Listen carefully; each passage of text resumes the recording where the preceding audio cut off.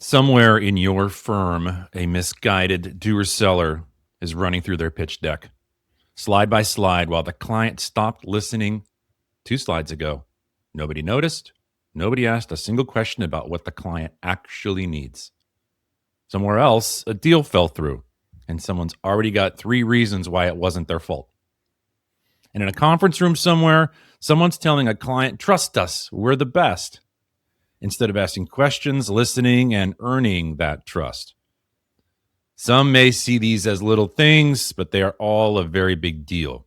Welcome to Breaking BizDev, and today we're going to break down 5 small habits that quietly make or break a deal.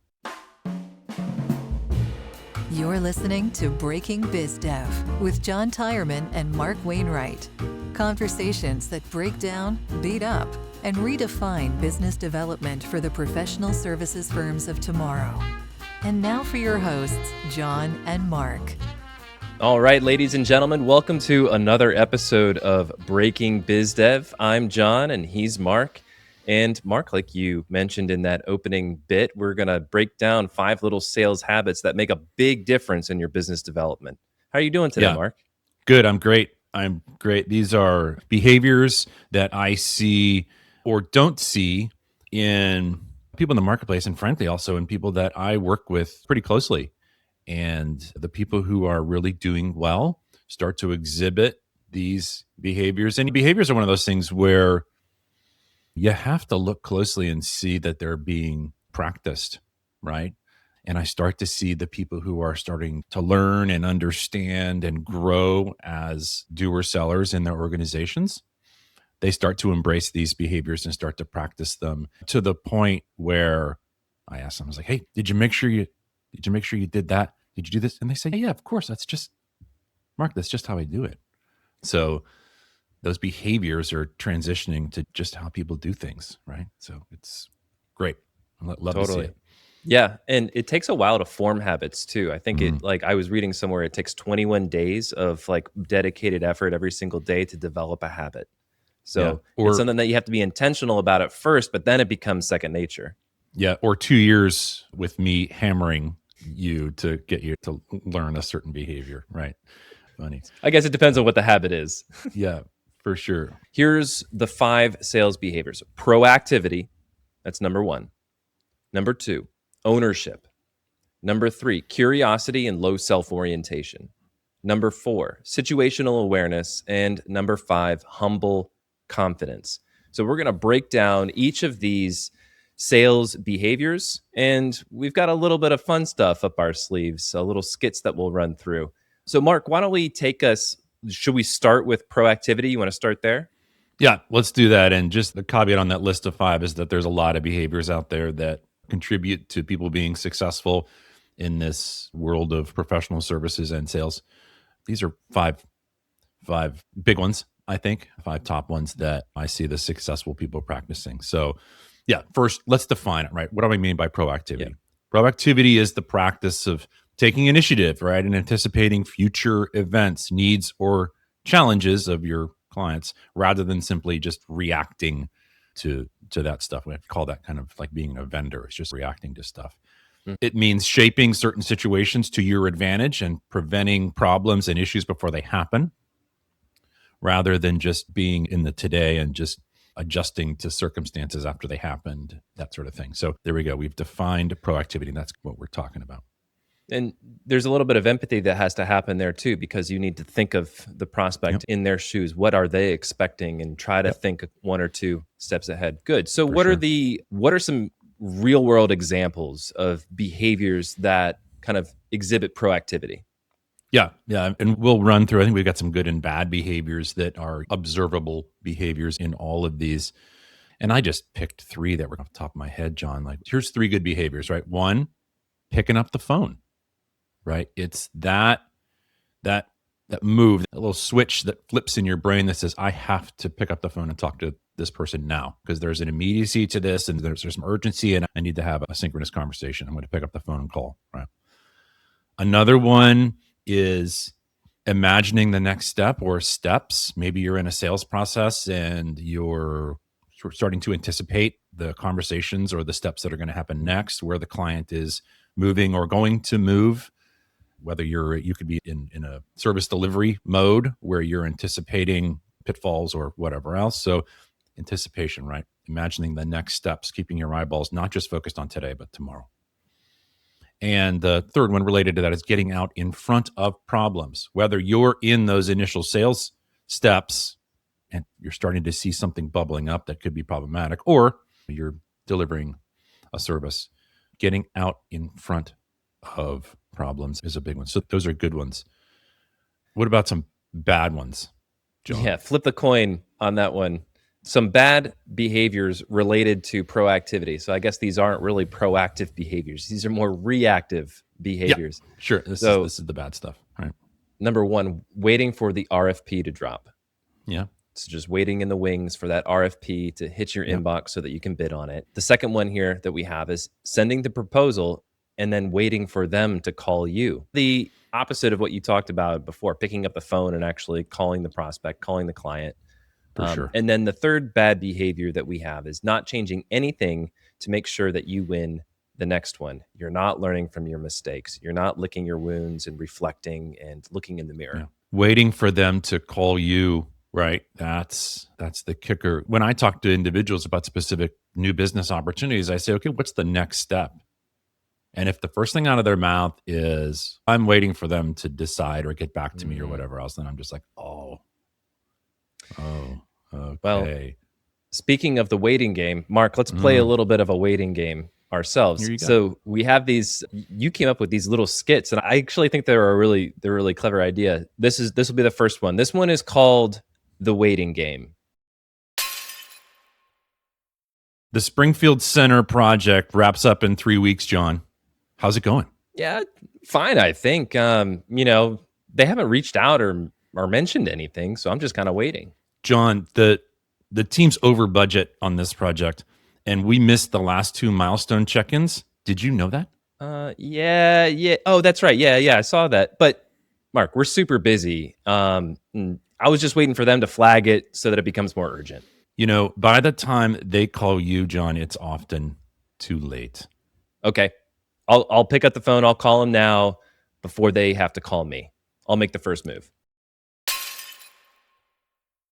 Sorry, you're the fall guy on that one, John. You were just screwing up left and right. But it sounds like you learned a lesson at the end right there. Is that right? We don't want to wait for the client to call us. Yeah. No, always be one step ahead of the prospect. Good. All right, moving on. Behavior number 2 is ownership, right? And ownership is defined as acting with responsibility for your actions and the related outcomes rather than just doing what you're told, right? It's a mindset thing. And like we said, it's a behavior here where an individual treats an organizational task or situation as their own. They grab a hold of it and it's theirs. They embrace accountability, initiative, and long-term commitment to not just the work today, but the ultimate results of the client. So that is ownership. All right, Mark, what are some good behaviors that you see when the people that you're working with take ownership of sales opportunities? Yeah. First is setting typically revenue goals annually, quarterly, whatever else it is, and holding yourself accountable to those goals. That's a good one. That's a good first one. Next one is identifying the right opportunities and the right clients and chasing after it, right? So it's owning a specific pursuit with a client and owning the results, good or bad. And this is on you to win this client or win this new work. And the last little bit here, the third behavior, is assuming responsibility for the losses, right? Owning that. And then, like we touched on earlier, learning from it, right? So those are 3 good behaviors. Flip side of the coin, John, what are the 3 bad behaviors? The first one we have here is assuming something is everyone's responsibility. Shared accountability is no accountability, I suppose. Yeah, good. Blaming the client for not choosing you. It's their fault. They were pointing the fingers, the blame game. So easy. And then finally, avoiding self-reflection and the need to change. So not going through that introspective exercise of what went wrong, what could I have done differently, what should I do differently moving forward. Yeah, for sure. For sure. Great. So all bad behaviors, not exhibiting great ownership habits. Okay. Skit time. John, the client said the last deliverable was late. What happened? Mark, honestly, it was the designer. They didn't pick up the needed changes and didn't send me the files in time, and it just slipped. Hold on. You're the project lead. Whose job was it to catch all of that early? I mean, I guess I could have followed up with the design team sooner. Yeah. Could have. Doesn't fix the client relationship. What are you going to do today? You know what, Mark? You're right. I'll own this one. I'll call the client. I'll explain and give them a firm new date that we'll stick to. John, All right, you're learning. You're learning. This is so good. This is so good. I love this growth that I'm seeing just right here. It's so fun. All right. Moving on. Number 3, curiosity and low self-orientation. And we've touched on this in the past. This is a recurring theme for us here. And this is defined as the genuine disciplined desire. And I like that word disciplined, genuine disciplined desire to understand a prospect's business challenges, their goals, their motivations, etc. Right? Coupled with low self-orientation, this keeps the conversation focused on the client, not you. What are some good behaviors related to curiosity? Yeah. So 1, preparing for a conversation, whether it's a sales conversation or some other conversation, with good research and good questions, right? Mm-hmm. Preparation, right? Being prepared for that one. Another one is reflecting back what you've heard in that conversation and what you've learned, right? So this is not just going through the conversation, say, hey, great call. Here's our glossy brochure, actually reflecting back everything you heard and learned. So the client really understands the fact that you listened and you get it. So that's a second one. Third, telling stories about your clients and the success they achieve with your help, right? Rather than here's our expertise, here's our resumes, all that stuff, right? So telling stories about our clients. Yeah. I like that last one because it truly is about your client's success. It's not about your success. And that it's just an important framing right there. Yeah. Good behaviors. What about some bad ones? The antithesis of this, first up, pulling out the slide deck, brutal. We don't like that. The second bad behavior, and if you know what, honestly, Mark, folks that are listening to this who haven't heard that episode are probably like, what are they talking about? Slide decks are just an important part of the conversation. Go back and listen to that episode on why slides don't sell. Yeah. Right. All right. The second bad behavior that we have here are zero follow-up. So were you even listening to the conversation? Do you have those follow-up questions? You're not asking follow-up. You're just looking to go to the next part of your agenda or slide deck or what have you. All right. And the third bad behavior that we have is the work and the results are yours, not theirs, to what I was talking about with the story. Our project, not my clients, achieved this outcome. Yeah, for sure. And again, just to make sure that everybody's tracking with us here is like, we're talking about these things from a behavioral standpoint. What, as a sort of sales coach in the role that I play with my firms, is that I'm looking for observable behaviors. So this isn't like me constantly telling someone to do something and then them going and doing it or maybe not doing it, right? This is just people doing this stuff on their own, right? These are sort of default settings for people, which is hopefully the big thing that we're talking about here, is that we want that switch to flip in someone's head and says, oh yeah, of course I'm not going to go show the slides.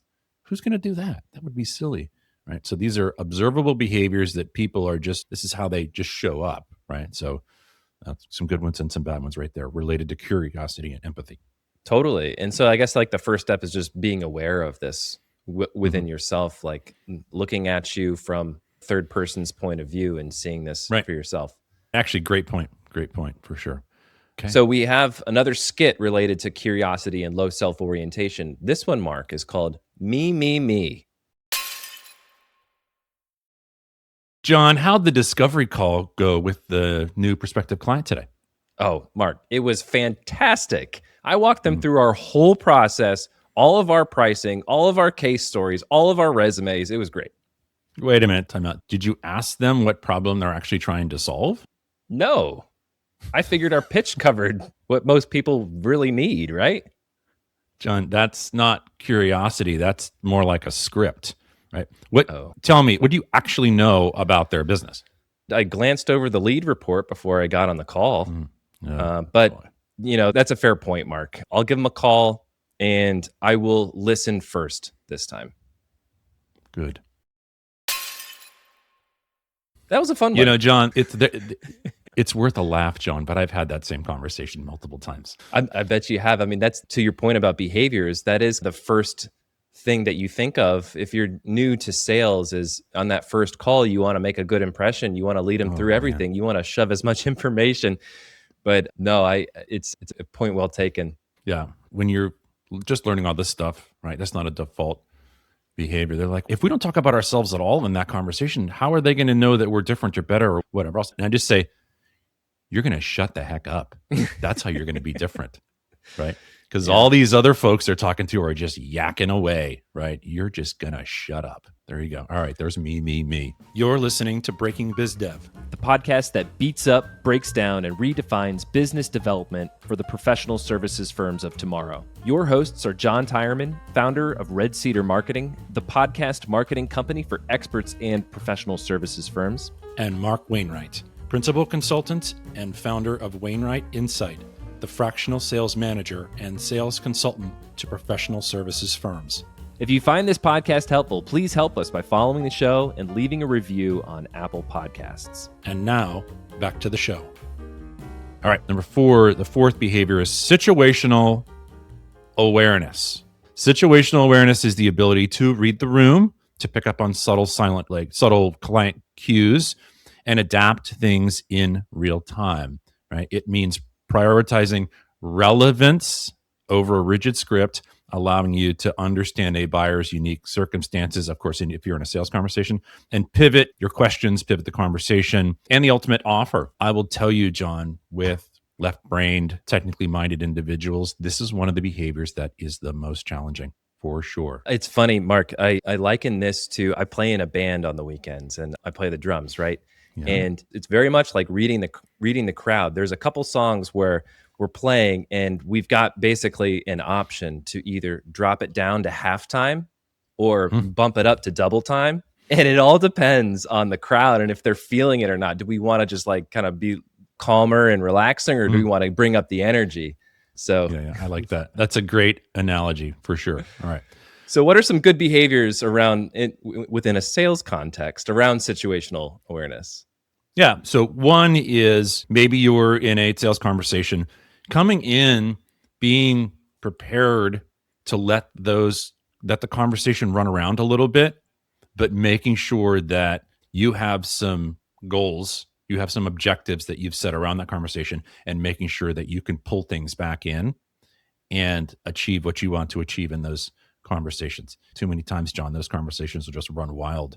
And my after conversation chat with the doer-seller is, well, how'd it go? And they're like, wow, we just went off on this tangent. I was like, oh man, I get it, but man, you got to reel it back in. So that's one. Number 2 is leaving space in a conversation for a response and a reaction. I think a lot of times, many people are super uncomfortable with silence, with pauses in a conversation, and they just want to fill it up with more talking. This is an important one because some clients will be very responsive, others will not. So your situational awareness is, okay, I need to understand the personalities of these people I'm talking to, and what is their cadence of communication? Are there people that when you ask them a question, do they respond immediately, or are they very thoughtful about it and it takes them a minute to come up with a response, that sort of thing. So that's a good one there. Third one, being ready to walk away, right? Always having this option in your pocket that says, look, if this is a sales conversation and you're entertaining this new client and things are looking good, but some red flag pops up, you need to always have the option in your head that says, at any moment, we can and should walk away if things aren't headed in our direction. So that's a big situational awareness one. Those are good. Let's flip it over. Let's talk about some bad ones. Mark, you want to run through this? One bad behavior is painting yourself into a corner, as I often call it, with one option, one offer, because you could completely miss the mark just coming in with that one thing. And now you're like, great, I guess we don't have anything for you. So similar to that, number two, right, going in with a rigid plan, not allowing any flexibility, not allowing the client to wander, not presenting an opportunity for you to explore in areas that you weren't really prepared to explore. Maybe something comes up and you're like, ooh, tell me more, right? That situational awareness is important. And the last one, very similar to what I mentioned, is being able to recognize the red flags.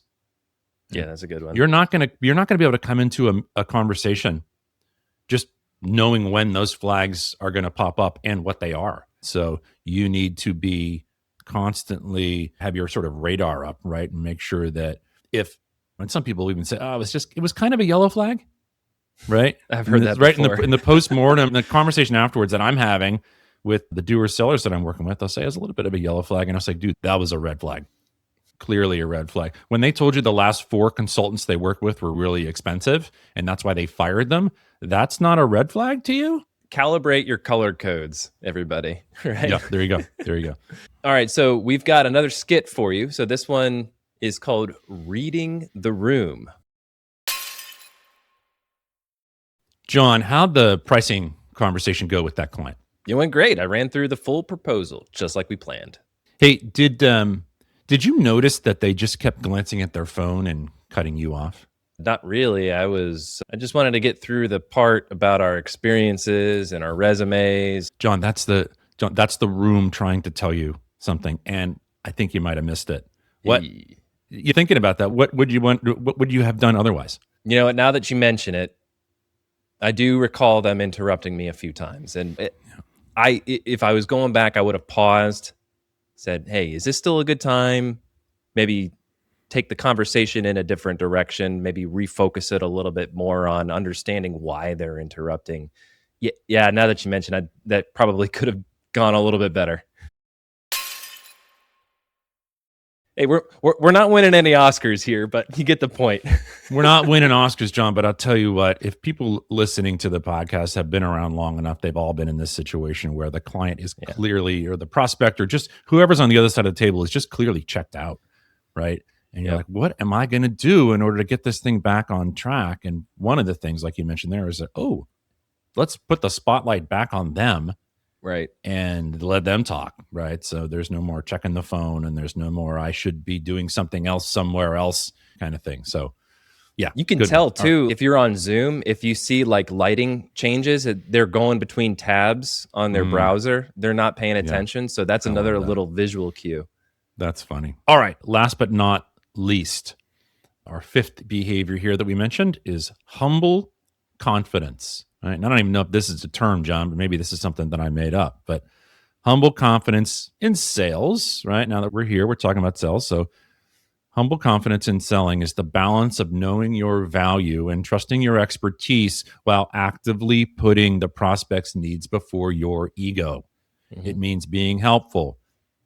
It means being a consultative peer rather than an aggressive, salesy, pushy consultant.